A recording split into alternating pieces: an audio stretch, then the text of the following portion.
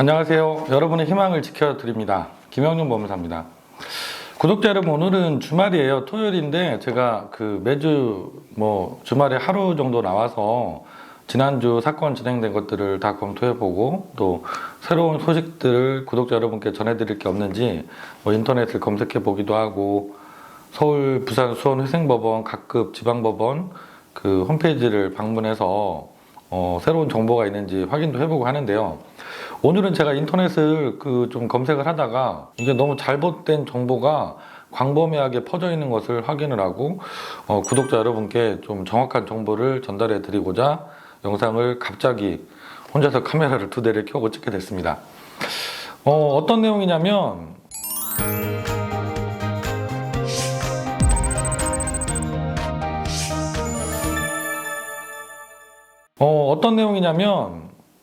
개인회생 대리 문제인데요.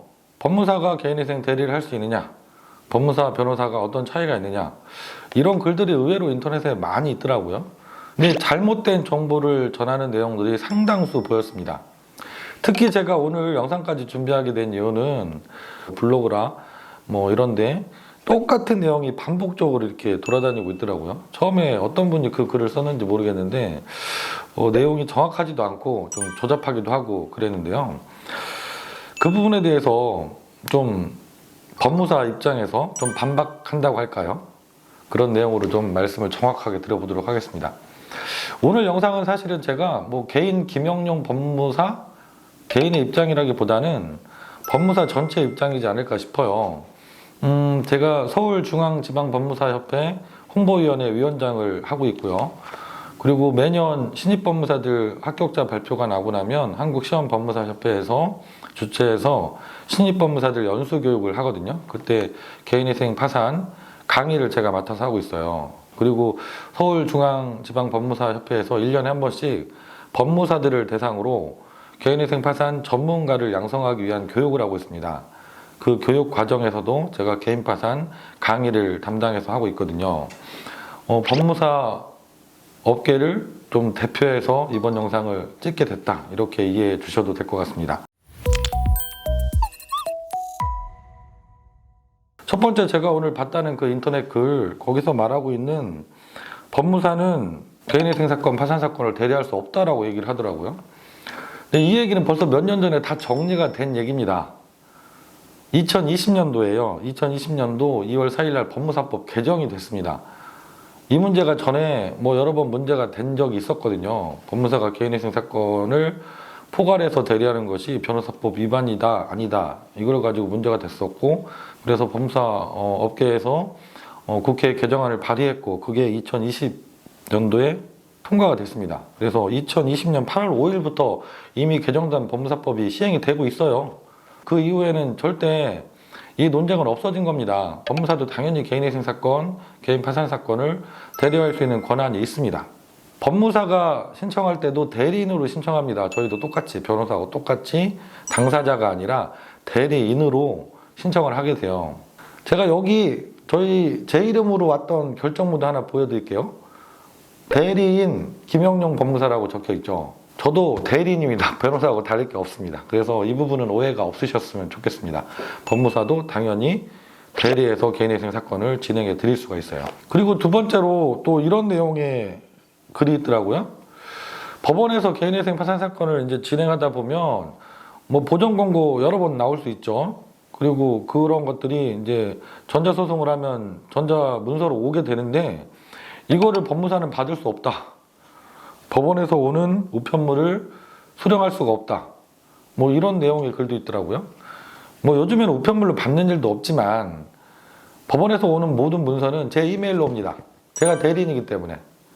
그래서 당사자 본인들한테 우편물이 발송되는 일은 절대 없습니다. 그런데 있지도 않은 일을 마치 있는 일처럼 법무사는 그 일을 할 수 없는 것처럼 이렇게 잘못된 글을 또 사실처럼 적어놓고 있어서 되게 당황스러웠고요. 이것도 거짓말이에요. 정확한 정보가 아닙니다.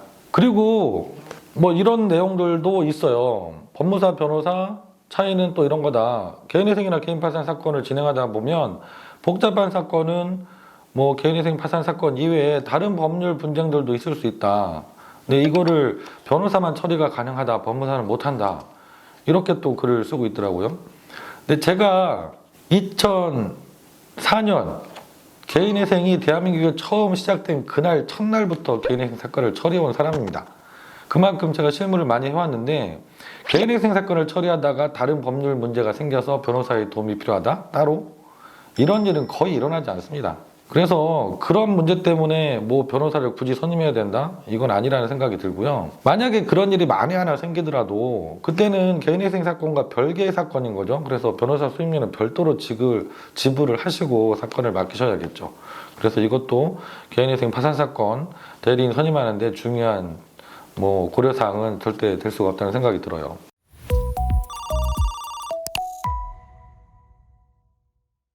그러면 과연 대리인을 선정할 때 뭘 보고 선정하냐? 그 선택 기준이 있습니다. 제가 세 가지만 간단하게 말씀드릴게요. 첫 번째는 제가 여러 번 말씀드린 얘기인데, 변호사나 법무사 직접 의뢰인과 상담을 하고 사무실을 직접 운영하고 있는 그 사무실에 맡기셔야 돼요. 예전에는 훨씬 더 심했어요. 개인회생 파산제도가 처음에 생겼을 때 아주 심했었고요.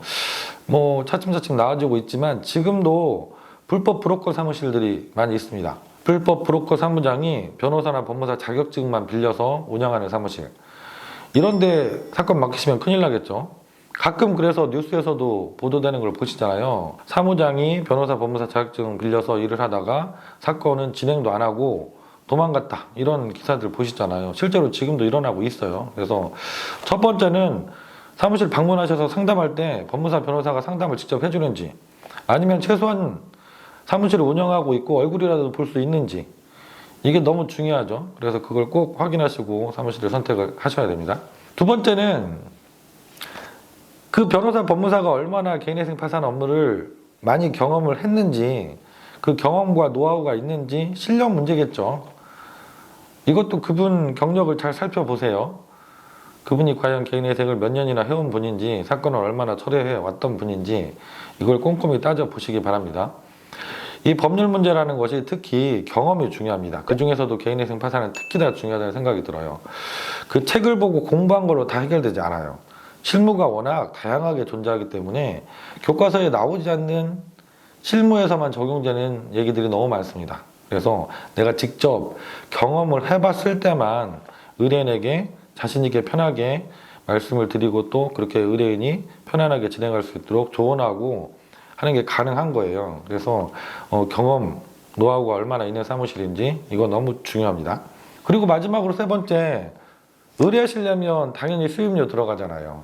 이 수임료가 적정한지 꼭 확인하시고 맡기시는 게 좋겠죠. 제가 있는 서초동만 봐도 정말 많은 사무실들이 개인회생 파산 업무를 하거든요. 특히 작년부터 개인회생 사건이 급증하면서 새롭게 개인회생 사건을 하겠다고 뛰어드는 사무실들도 너무 많습니다. 그런데 이 가격 편차도 상당히 커요. 어느 사무실은 일반적인 가격에서 뭐 2배 이상 부르는 사무실도 있고 이렇습니다. 근데 그게 수임료를 많이 받는다고 해서 실력 있는 사무실이고 일을 잘 처리해 주냐? 제가 볼 때 절대 그렇지 않습니다. 제가 누구보다 이 동네 사정을 잘 알잖아요.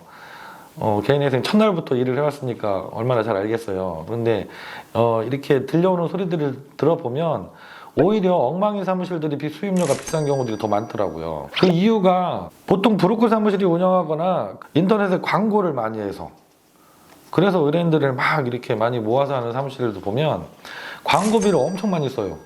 한 달에 심지어 몇억 원 이렇게 쓰는 사무실도 있다고 하더라고요. 그러면 당연히 가격이 높아질 수밖에 없겠죠. 광고비를 많이 쓰니까 정상적인 가격을 받아서는 운영이 되질 않습니다. 근데 그 사무실이 실제로 의뢰인들한테 최선을 다하고 업무도 잘 해주냐? 그게 아닙니다. 그래서 비용이 높다고 일을 잘 해주는 게 아니니까 그 부분 조심하시고, 상담을 적어도 세 군데는 받아보세요. 그래서 수임료도 적정한지 이것까지 확인을 하시고 대리인 사무실을 정하시면 좋을 것 같아요. 제가 오늘은 좀 이렇게 흥분해서 말씀을 드린 것 같은데, 제가 우연치 않게 인터넷에서 법무사는 개인회생을 대리할 수 없다, 이런 엉뚱한 황당한 글이 많이 퍼져 있는 걸 보고 영상을 찍게 됐어요.